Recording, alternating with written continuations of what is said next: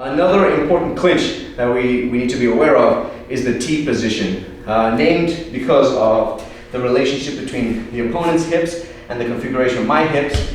Make a T, a capital T. I'm the top part of the capital T. He's the base, like this. My head's nice and snug. I hug the hips here. If you turn this way, you can see the hip hug. Now, depending on what this arm is doing, is it hitting me? I'm trying to catch and wrap. My head has to be an active weapon at the same time. This is the T position. We can get into this position many different ways. Say we're chatting here, Brandon gets angry, he swings a haymaker to me, boom, and I go to here. I can drive in to the clinch. I could from a distance, he's swinging punches, he's swinging, boom, and all of a sudden, boom, I move in and I try to move into them. So I end up in this T configuration here. Head is active. Here is incorrect. You can put a frame across my neck, push me away, make it harder to get closer to him. So I'm here. I want my head to be harassing kind of where his face is, this way here. Now, if his arm's not doing anything, I can actually just hug his hips here. This is acceptable. But if the arm is tricky, which most people will be, I'm actively shielding and catching to the body, and he goes for that punch, I want to be sensitive enough to catch this here,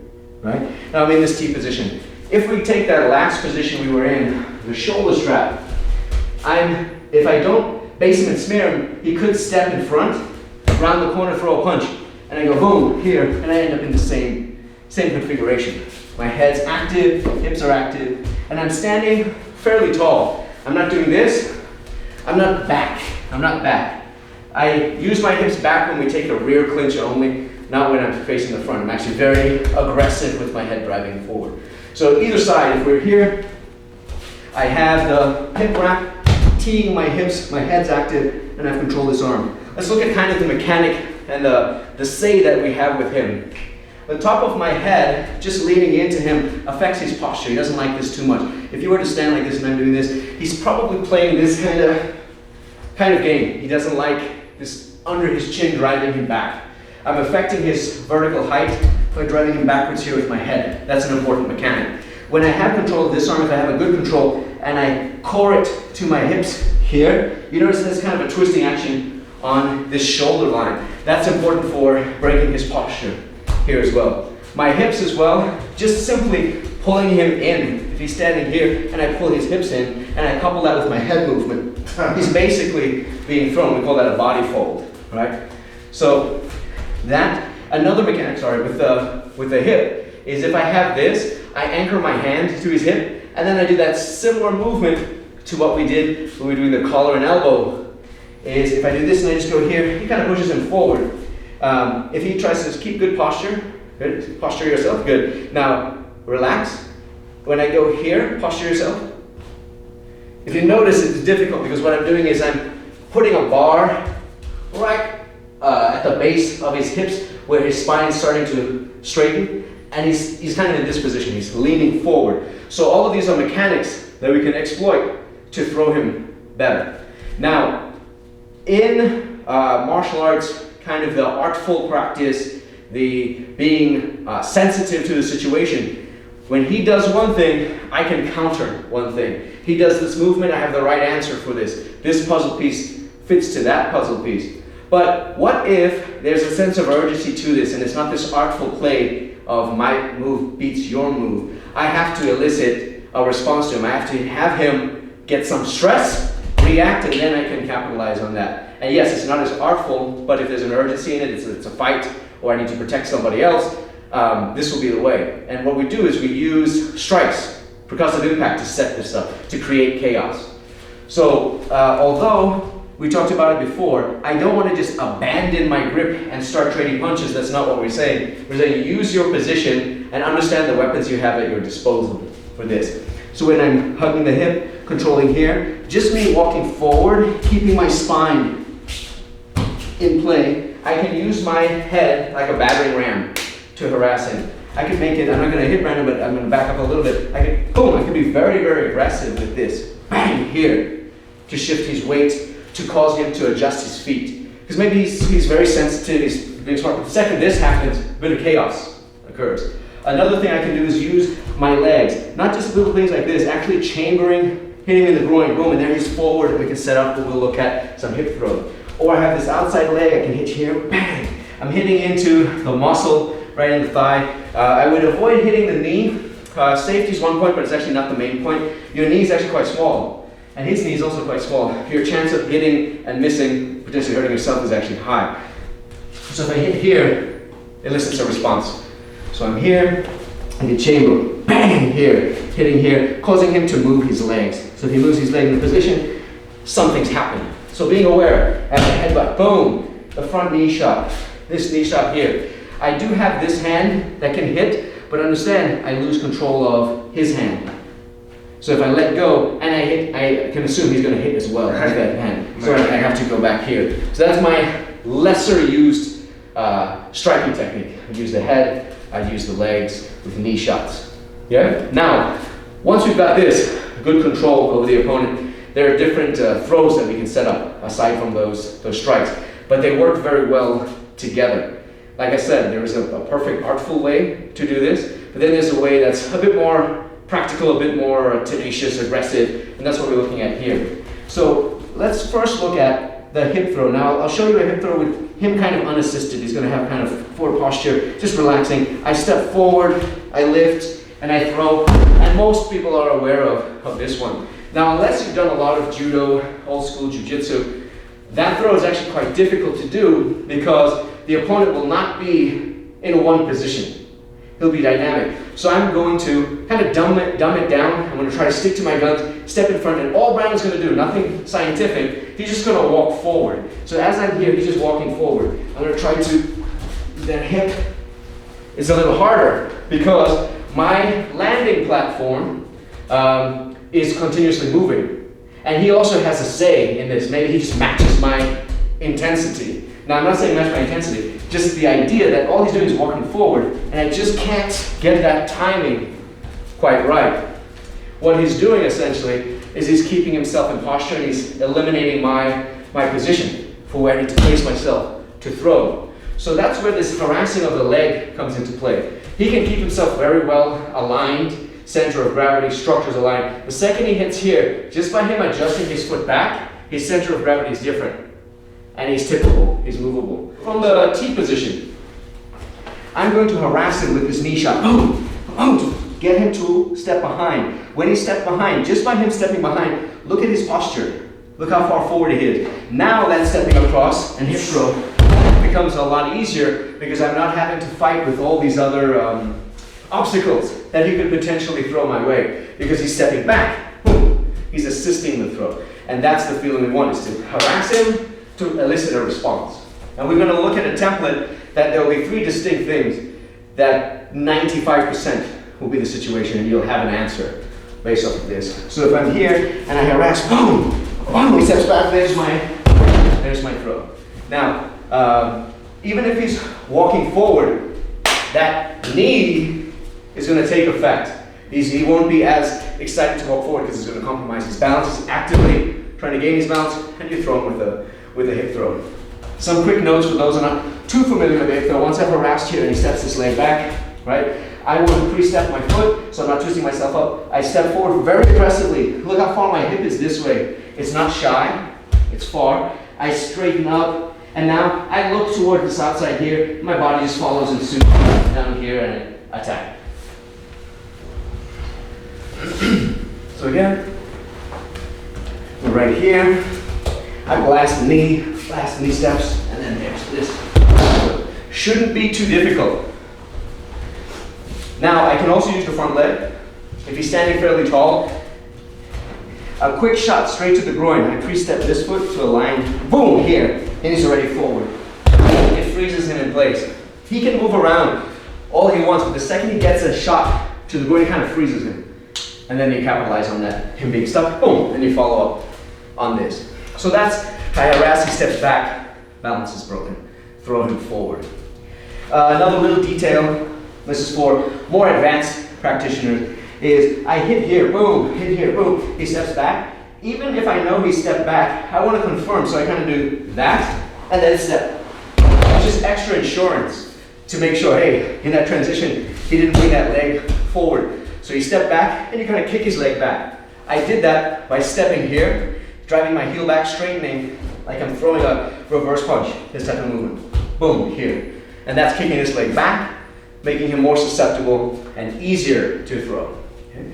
So right here, I go bang, he steps back, boom, I amplify this, boom, and I step my hip. Just be careful with that. So that's I harass, and he steps back. Hip throw, very, very easy. Now, if I hit and he's very stubborn, he's not moving, here, I use that head movement here. Now what I've done is I've shifted his weight here. This leg here becomes very easy to manipulate. Let's change angles here. So if you notice, when I run my hips forward, my shoulder's driving him back. Now I can also use my head, like we mentioned before, to harass it. Boom! It's going to get him on one leg. And now because that leg's loose, I can manipulate it. I don't want to hack at him when he's in his ideal position. It's usually in transition, or if he's unaware, I want to take it. If he's aware, it's not a good skill.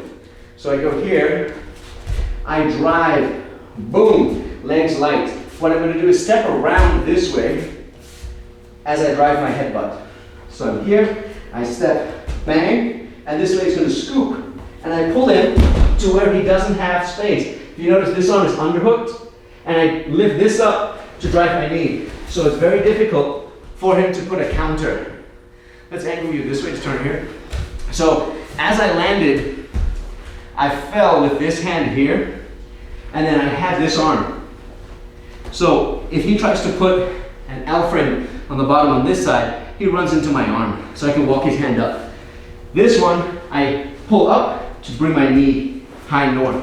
So it eliminates the chance for him to do this, to put those elbows in, push down, and get his knees in play. We don't want that. So I take his arm out of play here, and his arm out of play here.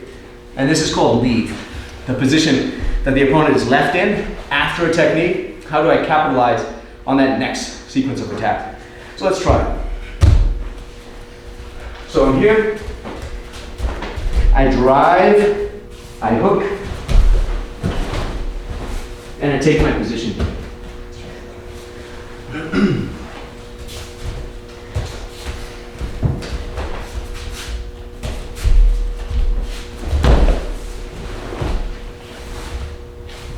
I'm not crashing. This is important.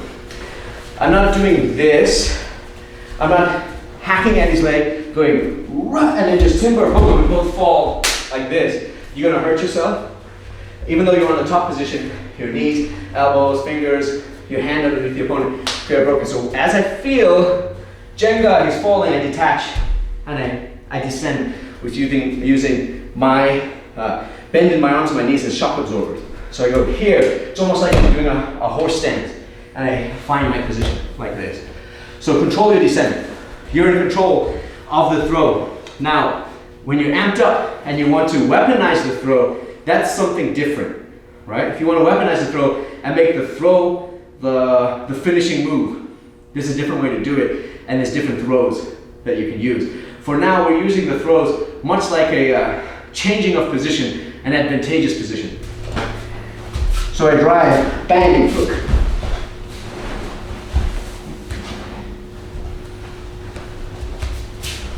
Now, we know what to do. If we look just at this leg in the side position, if I hit him and he set this leg back, I throw him forward. If I hit him and he doesn't move, boom, I drive him with my body, makes this leg light, and I can steal it. Now, there's another option that either by himself he steps in front, or I kick him and he steps in front. Now what he's done is more this way. So if I were to try to sweep him, it's not as easy for me. I'm not in this position. Getting around is difficult. Also the stepping in front is quite difficult because this hip is like a wall for me. So if we get back into the position here, let's go back to neutral. So I go here, I hit him, he steps in front. He's more this way than that way. So I'm more to his back. And we're gonna do a rear takedown or a Tani Otoshi from this position. I step up, I block his back leg, I pull his leg over. I have to just be careful not to sit on his knee. So I'm gonna do this nice and slow. I go here, I sit, I pull, and I cinch him up this way, much like I did before. I'm not letting him frame. Once more, let's go from this angle here. From here. So I hit him, bang, he steps in front. He's more this way. I step up, I'm gonna sit, trap his leg. I'm not pulling him on my knee, my knee's gonna be here. I pull his hips, I control his hips with this hand. I pull him back. So I go here, I step up, I sit over. Now from here, this leg can go for a high step. I'm gonna put a lot of pressure with my hips this way. This hand is an underhook here, and I cinch him up this way. So he has no room to counterattack, to fight beyond that. Take a look at that again. Go from a different angle. We're right here. I knee shot, he steps in front. I go here.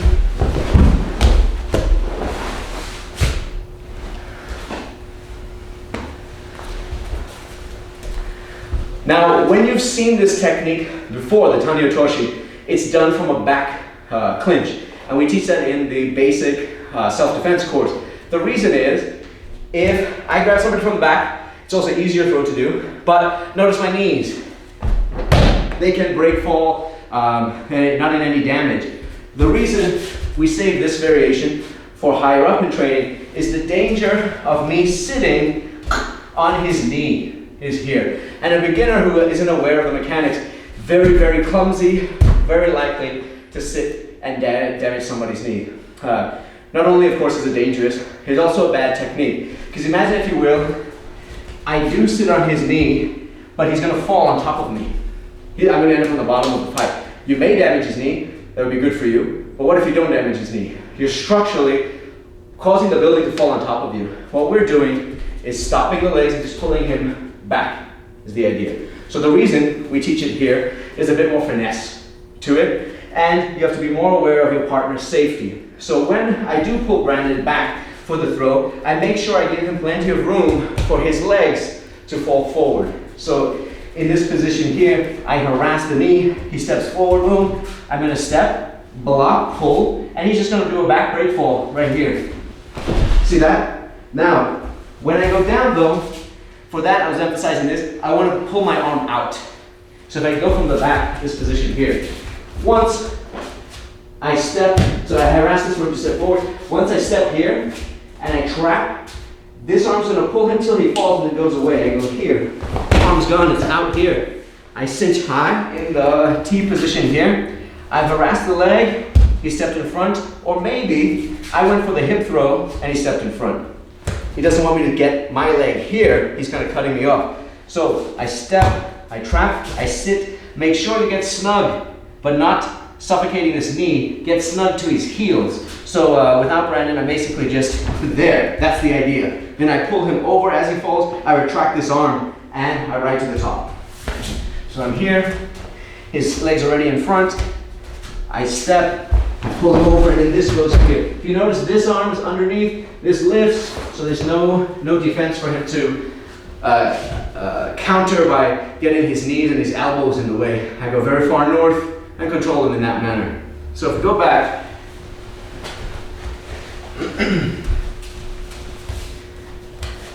for a lot of people, this movement is a bit tricky for them. So use his upper body to help your descent. They don't want to just collapse. No dead weight. I kind of smear myself to Brandon like that. So I'm letting him work rather than me. And it's also more dangerous for your training partner if you just let body weight drop and you miscalculate and you land on his knee. So make sure it's a smearing, adhesive feeling rather than just free fall, boom, and hurt one of his joints. So your training partner's safety depends on your practice. So make it part of the practice that you're practicing safely. Now, in that position, let's go standing. I go here, I step up, I sit, boom. If I get here and his legs are very high, I might not be able to go here. So what I do is, I put a lot of pressure on the chest, and I keep these legs underneath this way here. And if he's staying circular, kind of clammed up here, I can open him up this way, and then go to my position here. Let's show it from a different angle. Sure. So let's have you facing this way. Facing this way? Yeah. So when I'm here, I'm in this T, I step up, I'm going to trap and pull him down. Boom. His legs are high here. I can't step over. So what I do is I abandon that and I drive into him and I switch my legs. So I'm in a side control. Now if he curls up, like touching his elbows and his knees, still I don't want to step over because I don't have a landing spot. So what I do is I base on his hip, cup his shoulder, I want to connect to him and move him back this way. Here. So now I have more space this way. I could jump and control his knee down, step over, and then get into this position here. And then you can continue controlling and fighting from there. Now, let's go back to the T. If he's in the T position and the leg doesn't move, he's neutral with his legs. So rather than the one in front, he's neutral with his legs. I will drive and go here. Now, he might have a reaction. He goes here, he steps his leg out, step your leg out, you want me to sweep you, step your leg out. So when he steps out, he breaks his balance because he's going from here to back here. Center of gravity is down here. So again. So I rarely sell this. The one feeds the other. Right? So depending on where his feet go. Now, there is a relationship between, of course, the perfect technique and a little bit of force. If I feel I'm going for that leg hook, like we did, the Soto Gari, this movement here, and I feel like I'm not getting it, I use a little bit more of the hips and my head. And it becomes more of a fold. This kind of a feeling. So you add a little bit of energy, but I don't want you to start with that feeling. Start with the technique. Headbutt, boom.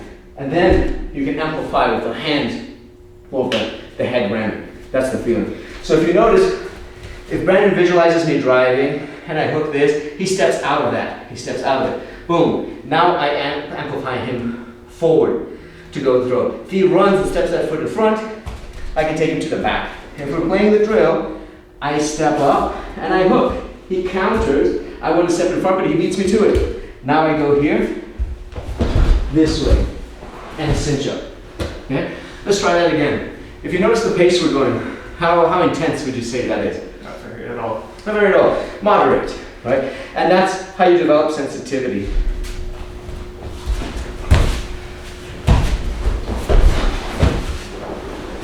And that's the feeling we want. So, I start the party by harassing with the head and driving forward. If he doesn't do anything, he took a headshot. And something's going to happen. If not, he doesn't have to be under any pain for him to recognize his balance is being broken. So he's on one leg and you can follow up. Understand this is just a template. There are many other things we're going to do. If he frames on us with his arm, if he frames on us with his leg, or he does something crazy, he's got some more advanced martial art experience and he puts up a bit more of a defense, he creates a better angle on you. There's things you can follow up, but they follow this sensitivity, this feeling. Another thing is, don't pretend you're clinching. You need to clinch with conviction because this person is fighting to keep you at bay. So you can't just put your hands in position and your body in position. You actually have to have a connection. From connection comes that sensitivity. If I'm not connected to him properly, I won't feel what his body's doing. It'll just be kind of detached. So part of this, a big part of this, is me grabbing him to control him, but also grabbing him to read his intention when he's striking. This is a big part of the training. Connection, sensitivity, then I know where his balance is. So safety points, watch where their knees are, watch for dead weights dropping. You're always in control, smearing. You control your descent. You use your opponent with you.